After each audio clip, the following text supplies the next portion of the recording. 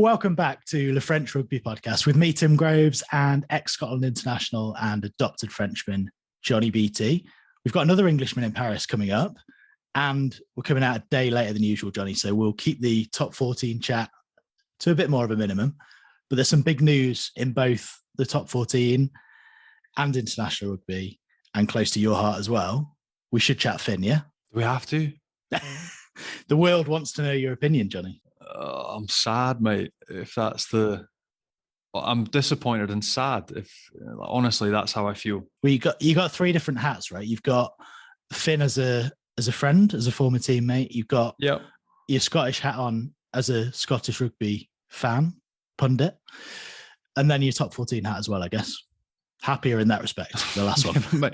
all three of them sort of say the same thing.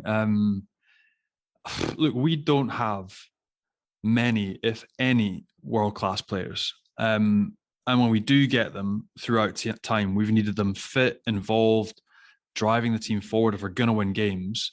And it's that simple. And Finn's clearly of that world-class quality bracket on his day and has been involved in some of the best Scottish performances that I've seen, period, over the past 5-6 seasons. And added to that, the sprinkling of...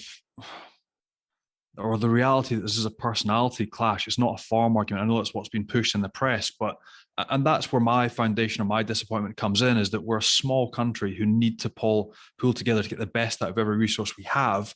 So to not have Finn in from a management or a human perspective is disheartening and disappointing, not a rugby perspective. And if you look at the pool of standoffs we have, do Scotland as a team have a better chance of winning with him as part of the squad with Adam Hastings, Blair Kinghorn and Ross Thompson, or losing? And the rugby answer is 100% yes.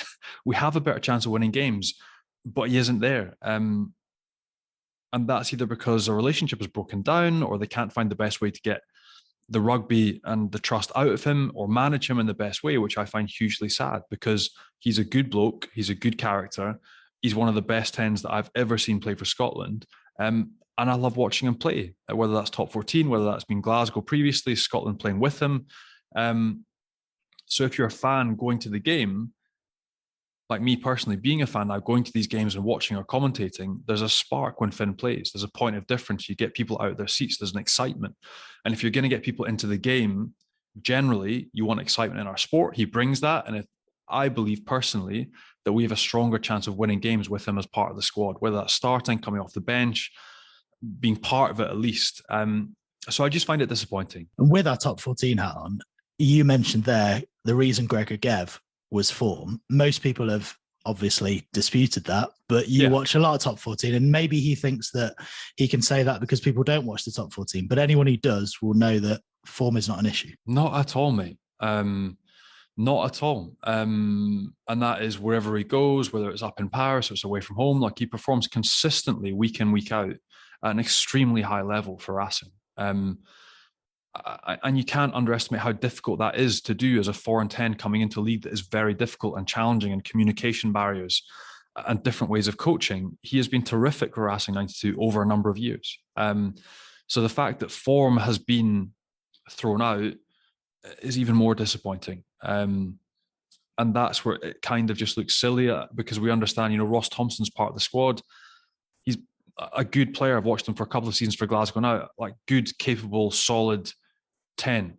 Outstanding against La Rochelle last season. He was fantastic against them away from home as well. But he has played minimal rugby this season. So if you're throwing the form book at Finn and that's the reason that you're dropping him, it makes it look ridiculous when Ross Thompson's the third 10 that's chosen, has played minimal rugby and he's in there. So, look, it just doesn't look good in my view. Like, you want your best players, you want to work together as a team, you want your national team to function at an extremely high level. And for whatever reason, on a human level, there's been a breakdown and Finn hasn't been invited to come to be part of the squad. And that's really disappointing. And given you think it's obviously a relationship issue, do you think he's played his last game for Scotland, or at least his last game under Gregor for Scotland? Well, I hope not, mate. I think everyone that watches the game, whether you're an All Blacks fan, a French fan, when you watch Scotland and you watch Finn, and that even comes back to the players, like some of the best players that I played with in France that were All Blacks, Springboks. When Finn started to get his feet under the desk, so to speak, with Scotland, they would all message him like, who is this kid? They were all excited to see him play. They loved the way Scotland were playing when he was part of the squad. And he gave a real bounce to the team. And the honest answer is, I don't know. I don't know. I don't know whether it's some sort of reconciliation, whether it's relationship therapy. And it sounds absolutely ridiculous to say that. I don't know if it's an attempted rocket to try and get a reaction out of him before he comes back to the Six Nations. I don't know is the honest answer. But I think that like the spectacle and watching Scottish rugby and watching Scotland play at the minute or over the past 5-6 seasons, it has been better when Finn Russell has been playing at 10, and watching him play for Racing 92 week in, week out has been a joy in France. So it would be really, really final to say something like that. I really hope that's not the case. I would love to see him back involved, whether that's Six Nations, whether that's later in the autumn series. I don't think that's going to happen. But I genuinely, my rugby answer is that I think Scotland have a better chance of winning going forward. Finn pulling the strings and playing 10 and being an example and setting standards and being terrific and doing what he does week in, week out with Racing, but with the national team. But that's not the way the management structure see it right now. Well, France don't have a game this weekend, whereas Scotland obviously do.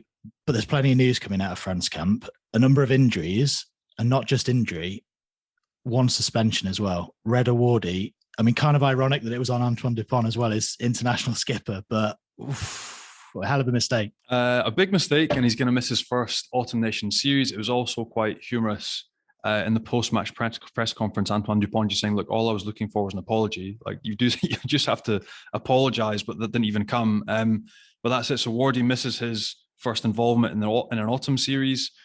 Weirdly, in that game, like the red card came in about the 12th minute, but La Rochelle actually plugged away. They only lost 26-17 in the end. So personal disappointment for Wardy. Greg Aldrich spoke at the end about how they plugged together, they pulled together, and actually were quite proud of the performance, only shipping 26 points, playing against a team like Toulouse for 70 minutes with 14 men. But yeah, big disappointment for Wardy. And Charles Olivon was skipper in Japan in the summer, but no surprise to see Antoine Dupont back as skipper, even though Olivon was obviously captain before Dupont took over. No, I don't think there's going to be much argument. Just announced player of the season again in the top 14 for last year. The world's undisputed best 9 at the minute, freakish for Toulouse every single week. Olivon, to be fair to him, has been working his way back to form. He's been good at Toulon running their line out. He's been exceptional running over for tries as well, but there's just so much back row competition that you couldn't nail down a spot and say he's definitely going to start, I think, if you're being honest. Whereas Antoine Dupont, clearly head and shoulders above the rest of the pack at the minute, will start, is going to start, just needs to stay fit, touch wood, and quite rightly, top bloke and a great choice for captain to continue on. Let's get our guest on now then, and we can have a chat with an Englishman in Paris who's running one of the most exciting backlines in European rugby. Rory Teague joins us. How are you doing? Very well, thank you. Thanks for having me. How are you settling in, first of all? How's Paris treating you? Yeah, it's been a really interesting sort of 4 or 5 months. Good to be back in France, first and foremost. Missed the food. So trying to manage how much carbs I consume, but yeah, it's there's no place like France for a nice baguette. But no, on a more serious note, it's been fantastic to get back coaching here in France. The club have been very welcoming. There's a great group, and there's a real appetite to achieve something this year. I think it was a little bit of a disappointing year, and everyone had a much deserved break, and there's a real sort of freshness around the staff, around the players to make the most of this year. Yeah, good luck managing those kilos, mate. So it's coming back on already. I'm stuffed. How did you don't have to do the same physical tests as the players, though, right? So it's fine. A lot of pointing going on and yeah, cheering them on more than doing it. Pinching. Yeah. It's the pinch test. You get that wherever you go. Yeah. Mate, how did the move to Racing come about? So I think when I left Bordeaux, I was sort of in the mix with Prendy and a few others.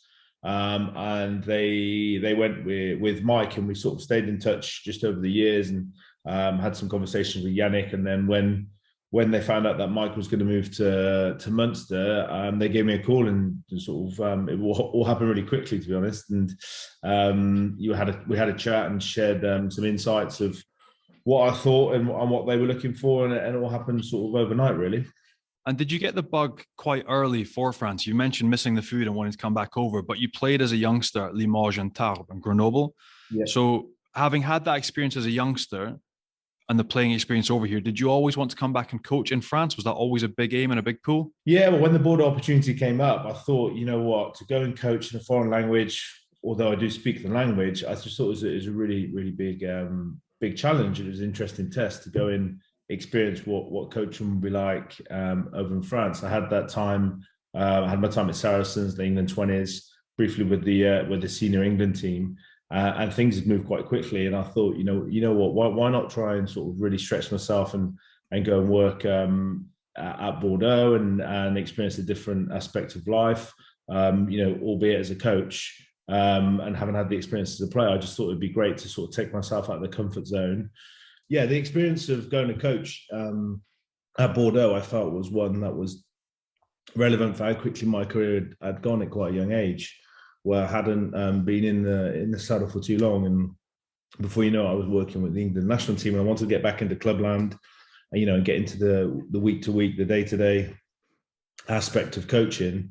And I just thought, why not? Great experience in life down in the south, Bordeaux, etc., etc. So, yeah, I've always loved the league. I love the fact that in France, each ground has its own sort of atmosphere. It's you go from Castres, you got where we play. It's a contrast. You get to go and stay the night before and get out into the towns and go and have a coffee, and it's just I really enjoy that aspect of it. I think there's it's quite a holistic approach to the sort of coaching aspect with the quality of life here, the cultural aspect, and what I believe is one of the most competitive leagues in world rugby at the moment. And was coaching always on the cards for you? Because I know you retired relatively early, but some players you can always see that route opening up. I know Johnny's spoken on here many times about the fact that he couldn't think of anything worse than becoming a coach, mainly because of the hours, I think, Johnny. But that's not true. Podcast. Exactly, that's not true. I said that I couldn't deal with being sacked after 6 months, having to move family and keep moving towns. As much as I love seeing these different towns, I wanted to find some sort of stability. So now if I can just sit in this cave and ask other people questions, that's my stability as opposed to, but I would have loved it. I would have absolutely loved the coaching. And I've got massive respect for now when you see all my mates that are coaching, the hours, the analysis, the prep, the communication, everything that goes into it. It is mental. And I wanted to ask you, like you touched a little bit there about previous experiences. One guy that still fascinates me is Eddie Jones. And you worked in his staff at a very young age. So experience with Eddie, what was that like? Dictator, not open? Did you get 4 a.m. texts? Like, where did you fall with everyone else's experience? Was it more the same or different? Yeah, I think we'll leave it. I had the same experience of most, but I'm incredibly grateful to Eddie for first and foremost giving me the opportunity to coach England. It was a special moment. Really proud to have done that. And I did learn an incredible amount from him. His ability to have all this knowledge and information and bring it all in to give a really short, sharp, pointy message with lots of meaning to the group, I think is a huge skill of his. But yeah, you do have to work hard. You do have to be on the ball. That there's certain elements of sort of family time that you might sacrifice in those environments. And the workload is big, but it is worth it because I think it enriches your knowledge of the game, leadership, high performance. So yeah, my time with him was well spent. And it's not just Eddie Jones. I mean, we've seen there are some coaches leaving the France setup, and maybe that's for entirely different reasons. But given your experience with Eddie, is it that intensity under him that means there is such a sort of high turnover of assistants? And is that the reason that you felt that a short stint was good for your career, but maybe not one for 5 years? No, I felt I was working in the role of skills coach, and had the opportunity to go and run the attack at Bordeaux. It was purely as much as that I wanted to have a little bit more responsibility, be a little bit more hands-on. My time spent with Eddie, as a skills coach there, it was fantastic, and I learned lots about being a skills coach and working in the staff.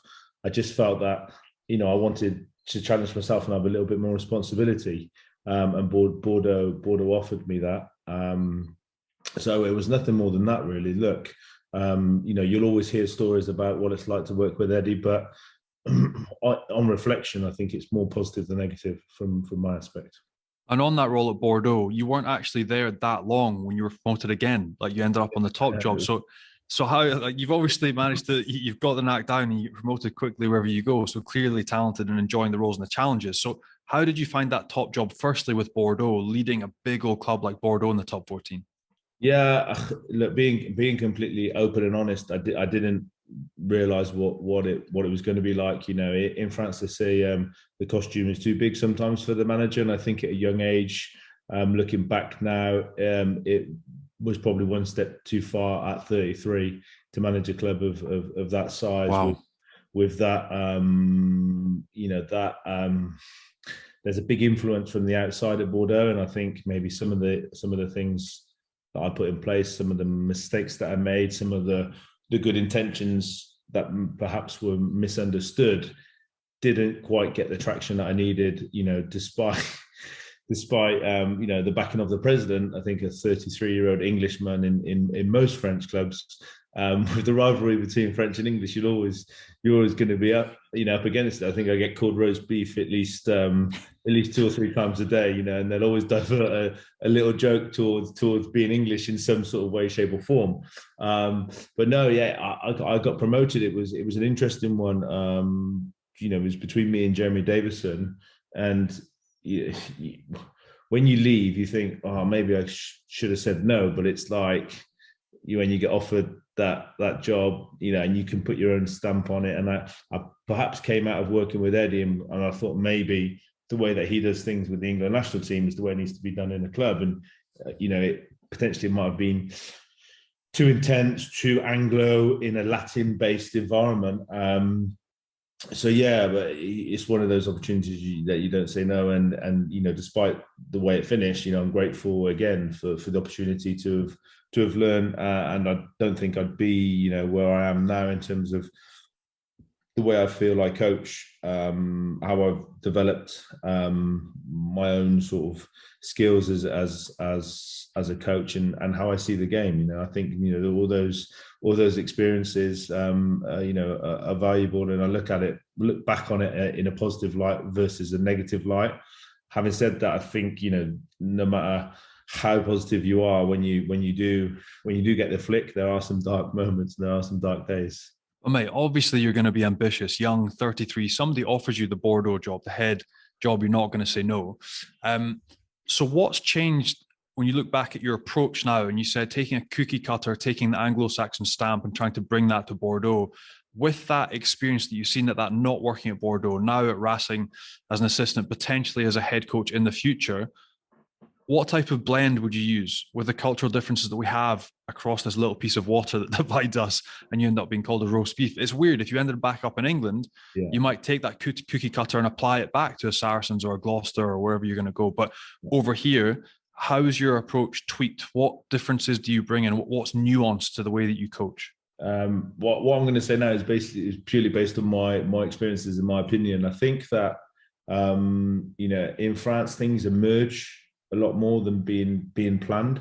Like they work less in longer cycles. There's more of a day-to-day feel to things, where I think in Anglo environments, from my experience, there's lots of periodization, there's lots of planning, there's cycles, there's roles and responsibilities. I think there's more of a cross-pollination of everyone sort of everyone has a say, and everyone sort of chips in across the board. And I think if you're a foreigner coming into England, an Englishman coming into France, like the local knowledge of how the game's been played for years, of the home and away aspect, it's I was at Bordeaux convinced I could change that. I think that will always be, that's part of why French rugby is like it is.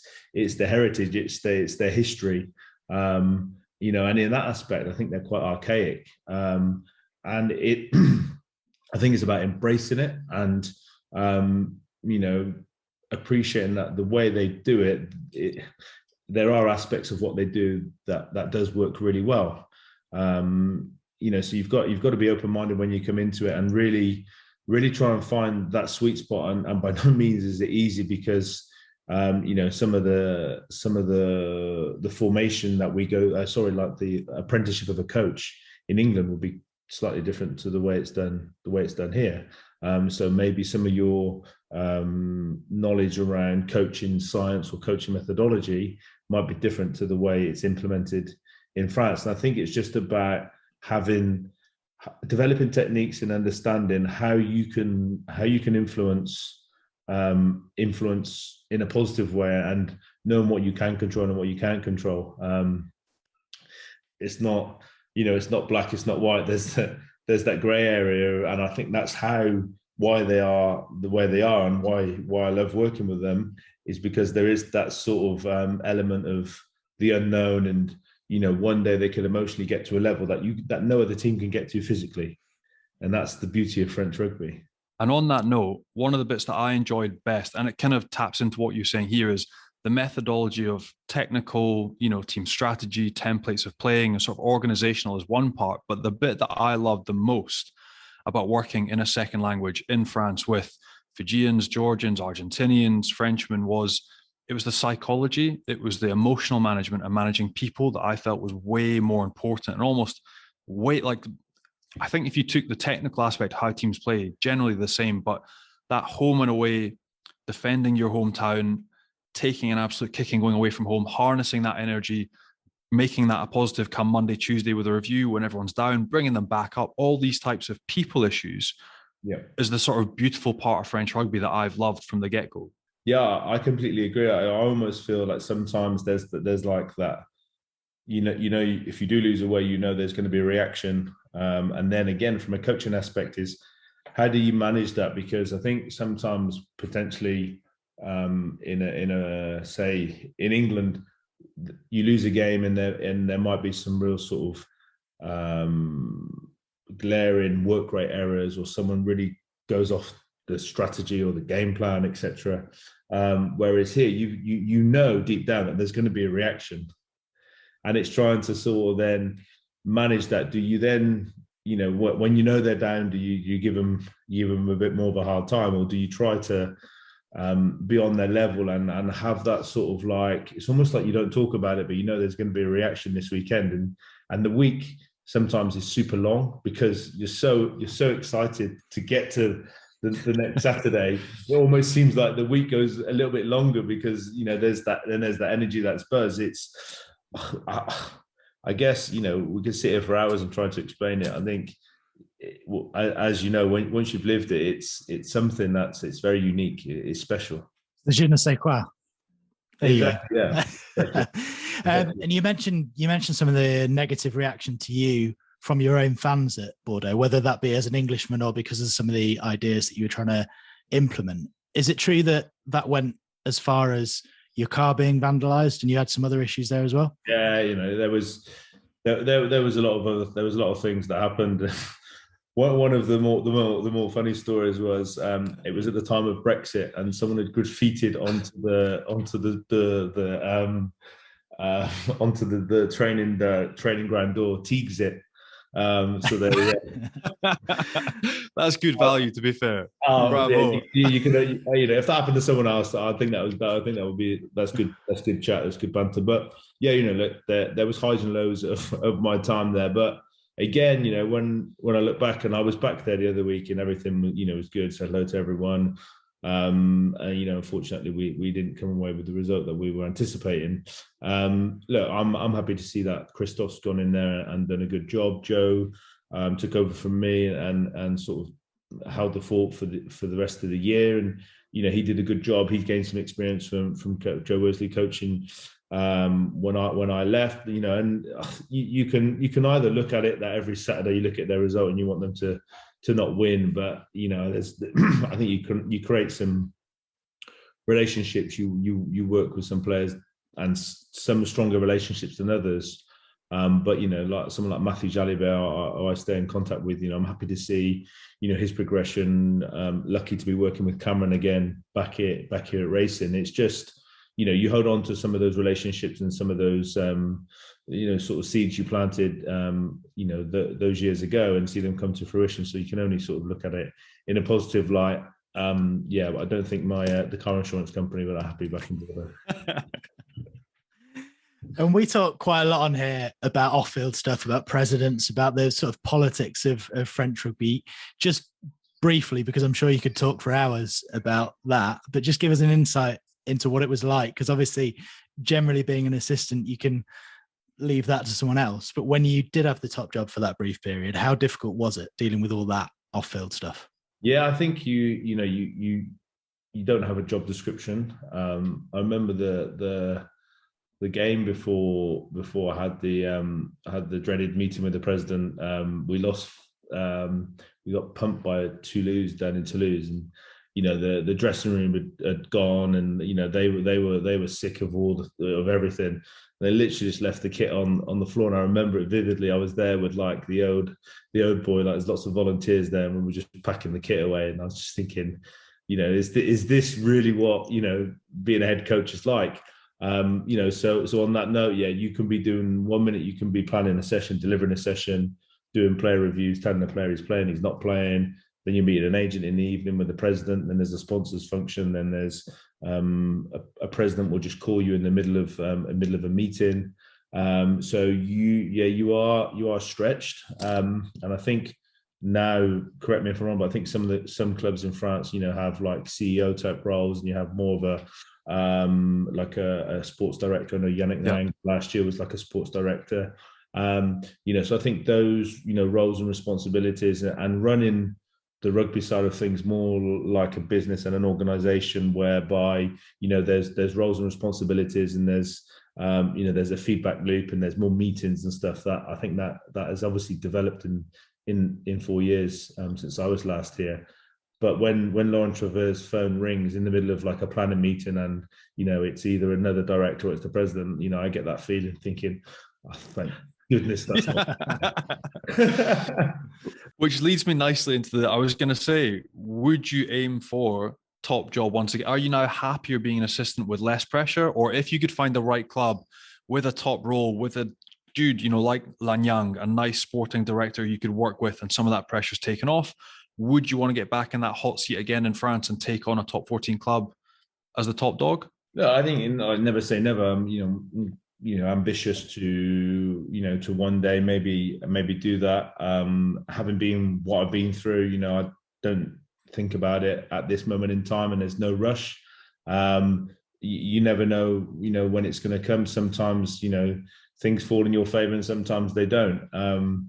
But yeah, I would love to sort of get back to, at some stage, in 5 or 6 years time, maybe, having more responsibility of the game plan, and trying to create like a DNA of a team and a blueprint of a team, for sure. But at the moment, I'm really enjoying coaching the backs, first and foremost. Sharing ideas on the attack, working on the attack, trying to harness and anchor some of the things that have been put in place previously. For sure, there's some things that we've tweaked, and some ideas that the players have brought to the table that we're trying to implement. So hopefully over the next couple of months that gets some traction. And obviously offering my support of knowing the sort of processes that Laurent Trevor's going through, and in selection and how you deal with things. I think having been in that role, you sort of can anticipate and see things unfolding, which hopefully it shows that I can support and help in a positive way.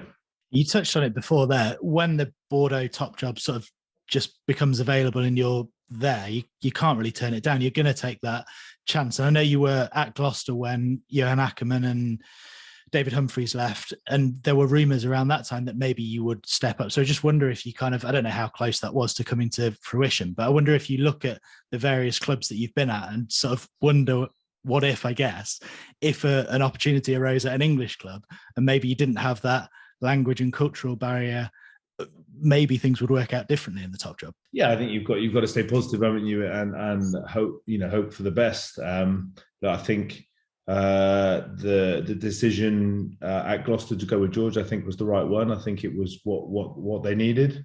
It's great to see, how well he's done, how much he's grown as a young head coach. I know it's not easy. The players have really got behind him, and I think that's all you ask for, really, is that you come in, you implement change, you sort of put your marker down, and the boys buy into it. And I think sometimes it's how it falls, because if there's a group of players that are unhappy with the head coach and they want him out, for example, which, let's be honest, that does happen in rugby, they've got to then step up to the mark, because if they want change. And I think, someone like Gloucester, there was an aspect of trying to bring back that Gloucester DNA, et cetera, and I think they've done it incredibly well. And I think that's been a joint effort of, Lance coming in, a new direction, Alex Brown stepping up, and really tiering that sort of management structure, developing that core group of leaders, and the boys getting behind the change. Albeit it was a tough spell in COVID, but yeah, who knows what the future holds.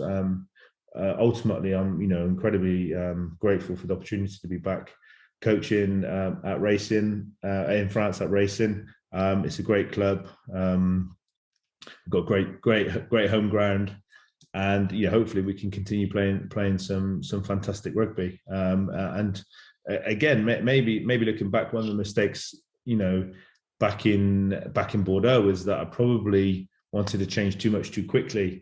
And, it's been really refreshing to sort of come in and just sort of slip into what they were doing before, as opposed to saying, right, this is what we need to do. And, I think you sort of take stock and think about how you've developed as a person, as a coach, and doing that has been rewarding. And when you talk about some of the gradual changes and some of the things that have almost been enforced on clubs, like I know, for instance, you were working at Harrow School with Maro Itoje and the youth set up in England, but typically in France, it's been, what stars can we buy in? Who's ready-made? Who's got the experience? Super Rugby. Now, there's so much more emphasis placed on youth and the development of the youth section. You can see Joe Rokokoko, like Yannick Nyanga. These guys are working with the youth side at Racing. And some of the young kids that have come through recently, the past 2-3 seasons, have been phenomenal. So I wanted to ask you, who should be looking out for next coming out of Racing? Because we've seen the youth team killing it as well. Are there a couple of more talented next generation kids that are about to pop their heads up in the next few rounds? I guess I don't want to sort of throw some names out that I don't really know enough about. To be honest, I've taken my time getting back into it and not sort of got into the recruitment side of things as of yet. I think, like, obviously the obvious players at our club, like your Nolan Legarrec and Max Spring, Enzo Begimagal, who scored the try for us down in Bayonne. I think he'll be a great player in the future. But no, I haven't really, if I'm being completely honest, I don't know enough about the sort of tier underneath, sort of like that, that group of like Nolan and Max, to be honest. So Max is a good example. So for people that maybe are, casual rugby watchers, but don't maybe watch too much of the top 14, they won't know too much about Max Spring. They'll see him pick up a couple of test caps in the summer. Like, I know his dad, Sean, like his dad, Sean, lives in the Basque Country. Like, he played for Bayonne as a young kid, came through the club. His brothers are still there. But can you give people a bit more on like what Max is like? A young, really excited X Factor player, but as a personality, as a bloke, because he's bilingual as well. What's Max like as a young bloke? Yeah, Max actually, you have to be careful because he doesn't speak a lot of English, but he understands everything. But he's hugely competitive. Him and Nolan were they all sort of go toe to toe at table tennis during lunch hours, and he loves getting out and playing other sports. Really good character. Sometimes probably a little bit too harsh on himself. I think he had that, those couple of tests in the summer, and then he's come back into clubland, and as you guys know, sometimes that second season syndrome kicks in, and that first year you come onto the scene, and he had a really, really positive game last week, so I'm happy for him with that. But he is he's a larger than life character, in a really good way. And I was just working on some stuff. We're going to get him to present tomorrow. So, that next generation in France, which typically maybe when you were playing here, that didn't happen, where, the coach spoke, you listened, you went out, you trained, you went home, you turned up the next day.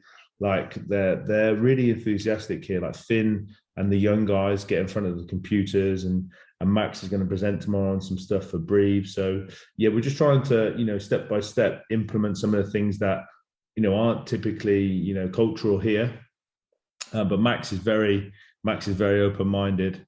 He gets out and about, and he's very sporty and stuff. But there's generally some fantastic kids coming through, like that next generation. Although I don't know too many sort of to name, I think that they're a lot more diligent. They're working with psychologists, and they're more interested in their nutrition, and they're not just doing it the way it's been done for years. I think they're really trying to sort of change the way of doing things, and that sort of ties in with the GIF rule. And there's 3 professional leagues now in France. Rugby is huge, and it's a really big buzz around. I think it's promising for the younger generation coming through. You mentioned him there, and someone you definitely will know very well. We've got to ask you about Finn Russell. As an attack coach, we obviously know some of the ways he's portrayed in the media, which are maybe unfair. Johnny knows him very well, obviously. From an attack coach point of view, is he kind of perfect to work with because he's got almost all the tools that you need the leader of your attack to have? I think for me, more so his off-field application to his analysis, his diligent. He'll come in, knock on the coach's door. He'll be in there. He'll be asking questions. He'll be suggesting things. I don't know what's said, and I don't know, what people think. I can only speak from the way he's been with me. We met in the summer just after I'd signed, before the season started. We had a coffee. We talked about some of the things that he personally wanted to do. I think some of them were obvious, and the way he's told the coaches what he wants to do this year and what he's done is fantastic. I think he's been incredibly consistent for racing, albeit we've not seen the sort of the flair that Finn has showed in previous years. That also does tie in with a little bit of the way that we want to play this year, which is agreed by players and staff. And he's been at the core of everything that we've done. And I'm happy for him, because maybe he has come under a little bit of flack, but internally, and we do focus on what we're doing, and we don't get too dragged into what's said. I can't speak highly enough of him. And then on the field, he's always going to do 2 or 3 things that might not come off. But I think for the 2 or 3 things that might not come off, you're going to get 7 or 8 positive, really influential moments from Finn. And if you look at him, he his communication, the way he talks to the youngsters, he manages that Latin French aspect well. And he's also got a group of foreigners that rely on him for translating. He sits at the back amongst the foreigners, which is great, because then I don't have to translate all the time. So he does a little bit for me. But look, and it's not a case of me trying to talk him up. I genuinely mean that he's been fantastic for me personally, coming into a new club, and I think he's done himself proud to date, and hopefully it continues. And also, you'll be delighted that he's now not involved, because you'll have him through the international window for racing. So it's a positive for you guys. Yeah. But having not been announced in the squad, and you've been with him day to day, how's he taken that news? Like, obviously, you talk about his analysis, the work has he just poured himself back into work and trying to get back into net result, play against Breve? How's he taking it? His body language? How's he getting on? No, you wouldn't really know. You wouldn't know that he hasn't been picked. He turned up. We had a chat about it. We've had one conversation about it. He's at peace with it from what I can understand. He's carried on training. He played at the weekend. I anticipate he'll be in the group this weekend against Breve. you wouldn't know any different. I think he's really focused, and he knows that by playing well at the club, other things will happen. So yeah, you wouldn't really know. Body language, yeah, he's always kicking the ball at someone, or he's he's got a little blank going, a little joke going on somewhere. But yeah, he's his demeanor, his body language is état d'esprit, as we say here, hasn't changed one bit. So I think again, he's doing himself really proud in the way he's approached this season. Were you shocked, Rory? Because the world seemed quite surprised, and presumably as a coaching group, you were planning to be without him for the next few weeks. Yeah, again, I don't really know what Gregor or the guys were thinking. I personally didn't have any contact. There was no questions asked on how he's attacking. Those conversations I had at sort of head coach level. So there might have been some conversations with Laurent Travers. No, we've sort of just got on with it, really, and I think we've not wanted to jump up and down because we've got him here, because he probably would have wanted to have represented his country, but he's a key part of what we're trying to put in place this year. So yeah, look, who knows? Sometimes there's clashes of character and form, and there's all sorts of different things that could be the reason why he's not playing. But yeah, we're just incredibly happy to have him here still. And he's yesterday left his attack notes upstairs by the computers for me, and I worked on those today, and that's the way he is. You couldn't ask for anything more seriously. Mate, he's a good egg, and we were talking about it before we came on, but that's the infuriating bit for me as a Scottish rugby fan is, like, I want to see him there. I want to see him play, and it's not been, for me, again, you talk about form. His form has been good. Like, his form, the games that I've watched, the games that I've commented on or worked at, like, I've loved watching Finn play the past 5, 6, 7 rounds of the top 14. He's been in good form, and the disappointing bit from my side is that it is this personality clash, or something we can't get past management group and a performance group, so that we can get them on the field and all drive standards together and move forward and perform as a Scottish side. That's the disappointing bit from my perspective, and we'll never find out, because behind closed doors we won't know what's actually been said or what wires are there, or why they can't work together. But it's fundamentally disappointing for everyone that wants to watch Scotland take on Australia, New Zealand in this Autumn Nations series, because in my mind anyway, you've got a better chance of winning with Finn on the field. And I think that's the sort of consensus, the general view, or the general rugby view is, and that's why it's disappointing. But in my mind, his form has been great with you guys. Yeah, well, he's goal kicking there. He's had a couple of games where he's 100%, kicked a 50-meter penalty against La Rochelle to albeit we probably should have we probably were in it to win down there, but kicked a penalty in the dying minutes to bring a defensive bonus point home. Again, kicked another long range penalty at the weekend.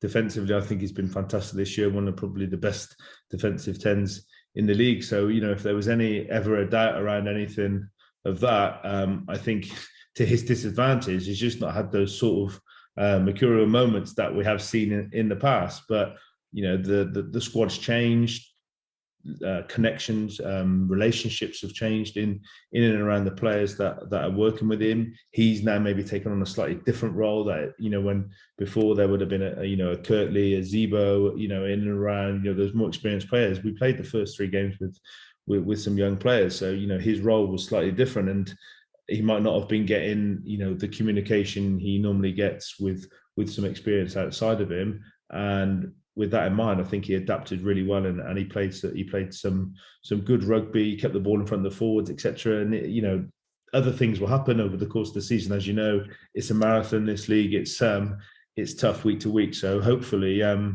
he can keep developing and enjoying it, and he's playing with a smile on his face. And let's take it away from Finn, because you guys are both saying he's a good egg. You're saying he's very diligent, very good. So this is not about Finn, but if you broaden it out as a coach, you mentioned there lots of stuff goes on behind closed doors that the wider public don't see. You must have had situations in the past where players haven't taken kindly to things that you've said, or there's been various clashes. But as a coach, how much is it incumbent on you to create an environment where someone that is super talented or is obviously kind of one of the, as Johnny's saying, one of the best. I've made it about Finn again now without meaning to, but one of the best three in a position. Just broadly speaking, is that your job as a coach to sort of create an environment that someone can work within, or is it just certain personalities it just doesn't work? Yeah, I think there's so many different dynamics. You take the French environment. There's lots of players that have come here and they've been on form in Super Rugby, or they've been on, they've been playing really well with, I don't know, Wales or whoever, England, and sometimes just the dynamics and the sort of the it doesn't mix, it doesn't work. It doesn't mean to say that either one is wrong, or I think the most important thing is that if you were trying to create an environment where each player could grow. You were not trying to close them off and take options away from them. And with Finn, for example, I feel that with Finn, engaging with him, giving him some autonomy, he feels part of the process, that he creates motivation. He feels that he's got some say on the way we want to play. I think that's positive. But then there could be a younger. It could be a younger fly half who might need a little bit more guidance, and he might need other experienced players outside of him, but he's still calling the shots. So you still have to give him that sort of freedom, whilst maybe having a bit more of a handrail there for them to hold on to. Is key. Again, there's lots of different ways of managing people and managing players, isn't there? But yeah, I think a lot of it is sort of that contextualization of, right, what's the situation? Where are we at as a club, and what players do we need? And I think recruitment and environment is key. It's a $1 million question, I think, personally. I wanted to segue really quickly away from Finn, but to one of those guys that was playing with Finn up until recently, with Vermi Vakatawa and his forced retirement. And I wanted to ask you, again, that's one major piece that's been removed from the puzzle, and a world-class talent, a world-class player. How is he getting on? Because I haven't seen him since. Like, where is he finding his feet? Is he taking a role in the backroom staff with Racing? Do you know what his next movements are going to be? Just because of phenomenal talent and a phenomenal man as well. Yeah, hugely sad. It was a bit of a dark day when that was announced. Obviously, he's he's grown up and come through the ranks at Racing. I think him and the club have got a real strong affection for each other. I think they know he's done a lot for them, and I think he knows how much the club have done for him, both on and off the field. So from what I understand, Jackie will continue supporting him in whatever way possible, and there was some conversations about him potentially going into coaching. At what level and what aspect, what capacity, I don't know. I think he's taking some time out now. He's having a bit of a holiday. But I guess the $1 million question is, how long is a Fijian holiday? So hopefully we see him back at the club soon. The last conversation I had with him is we talked around looking at some back three stuff and some counter-attack stuff and getting his ideas and doing some analysis. So yeah, hopefully he's back soon, but who knows? And obviously there's a long, long way to go in this season, and hopefully a lot of success for you guys at Racing. But we already know that Stuart Lancaster is coming in next season. So have you spoken to him yet? And are you definitely going to be here at Racing next season? And is he someone that you'd love to work with? Absolutely. I think, Stuart's sort of pathway in coaching is one to admire. Post his time at England, I think he's gone away and achieved some incredible stuff at Leinster, and is hugely respected in the game globally. It'll be great for the club. I think that the club needs a change in a positive way. I think what Lauren Trevor has done over the 10 years that he's been here has been fantastic. And now they want to sort of freshen things up, and I think they've chosen the right man there in Stuart, and hopefully he can come in and stamp his print on the club in within reading between the lines of Latin and Anglo aspects. But no doubt Stuart will come in speaking French, having done his homework, and some of us have had some some Zoom calls with him. So he's touched base. He's outlined, what things will look like next year, and then I think there'll be some ongoing conversations of the way things will go. Just hugely respectful that we play each other in Europe this year, so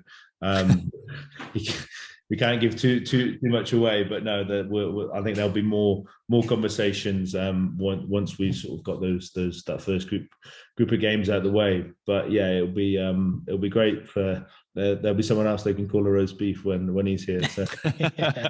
The big roast beef. For 10 years, I didn't realize. I thought it was they called. I don't know if you know why they say roast beef. It's because we don't have any sun in England, and we're all pale, and we get a little bit of sun, and we go slightly pink. For 10 years, I thought it was because we beef on Sunday as a roast. Yeah, I thought that too. Yeah. So when someone explained it to me the other day, I was like, okay. And mate, so somebody that obviously knows top 14 extremely well, but has worked extensively in the Premiership. Again, looking back now at problems in the Prem, are there any lessons that the English top flight can learn from France, or do you think it has to be a completely different model? Like, how do you think English rugby now moves forward? You know what, I was thinking about this the other day, and I remember being at Bordeaux, and the GIF rule of how many players you can't have.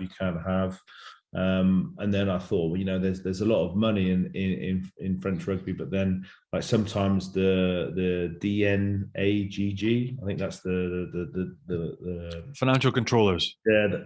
It's like, and you just got to give them credit to how good of a job that they've done. I think French rugby is economically very strong at the moment, despite COVID. I didn't probably appreciate, how robust and how well organised they were when I left the last time. I think their relationship with the councils, with the Mary, with all that goes on and involving employees in the process and being very aligned with sort of the public, the council, the Mary, as they say here, has paid dividends over the years. Just thinking back to some of the broken relationships that there are between planning and managing a stadium and stuff like those type of things, I think are incredibly tough. There is, I think they might be reducing it next year. There might be some aspect around the salary cap here, but I think they manage things incredibly well. And the GIF quota is definitely added to the strength of Pro 2, which has then had an upward effect to the way the French team are playing. Look, back in England, yeah, it's incredibly sad to see what's happened at Worcester and Wasp. Thoughts go out to all concerned. We've got Biello here. He hasn't talked about it too much, but I'm sure it's something that has an impact on players, and staff psychologically. I think we've got to also think about that. Wondering where your next paycheck's coming from and stuff. So, watch this space. I think with the way English rugby is going, I just hope that it continues to sort of learn from its mistakes. Well, it's great to see you thriving in the French game anyway, Rory, and thanks ever so much for sharing all your thoughts with us on about as varied as topics as you can get really there. So pleasure. Thank you very much, and good luck for the rest of the season and next season as well when Stuart goes over there. Thanks very much. Cheers, guys. Thanks for your time. Thanks a lot, mate. Cheers, Rory. Bye. Bye-bye.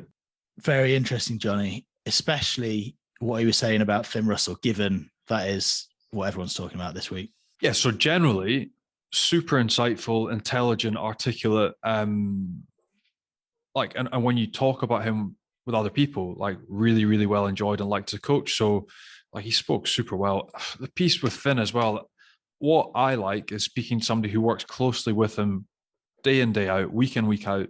And he is that positive influence, the driver, the go-between for the foreigners and the Frenchies, the guy that's driving all the young kids, the guys that's coming up with plays, his notes for attack. Like, he is a positive influence. So, like, you just want that to be pushed over and to have the influence on the Scottish side. And I think that his experience with Finn week in, week out shows that he is a positive influence on a changing room, and that he is a terrific player, and he has been for the first 7-8 rounds of this game. And that's why we're not really understanding the choice that was made by the Scottish camp, but c'est la vie. And very interesting as well, given the question about the environment and your sort of job as a coach. And Rory was very much saying that Finn is the kind of character that wants to be given a bit of autonomy and a bit of rope to do it his way, and he wants his fingerprints almost all over it, really.